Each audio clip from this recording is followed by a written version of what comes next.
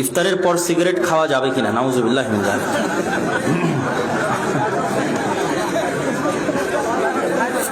পুরো রমজান মাস বরকতময়, পুরো রমজান মাস বরকতময়। আর রমজানের এই 30টা দিন হচ্ছে পরীক্ষা। আপনি অন্তত মনে করেন আমি 30টা দিন খাবো না, তাহলে কি হবে? আপনি না খাওয়াটা শিখবেন, অন্তরের উপর কন্ট্রোল করাটা শিখবেন। এই 30টা দিনও যদি আপনি কন্ট্রোল না করেন, তাহলে আর জীবনে কবে করবেন বলেন? এটা একটা প্রশিক্ষণ, মানুষের জন্য এটা একটা প্রশিক্ষণ যে তোমরা গুনাহ থেকে বিরত থাকাটা শিখো। রমজানের 30টা দিন প্রশিক্ষণ নাও আর গুনাহ থেকে বিরত থাকা শিখো। অতএব রমজানে জান প্রাণ দিয়ে প্রতিজ্ঞা করতে হবে যে রমজান মানে শয়তানের বিরুদ্ধে যুদ্ধ।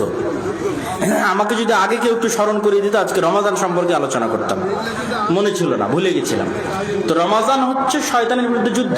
30টা দিন আপনি যুদ্ধ করবেন, মাত্র 30টা দিন। আপনাকে বলা হয়নি মরা বন্ধ না, শুধু 30 দিন মনকে সান্ত্বনা দিবেন। 30টা দিন, 30টা দিন, 30টা দিন, তাহলে আপনি শিখে যাবেন, গুনাহ থেকে বিরত থাকা শিখে যাবেন।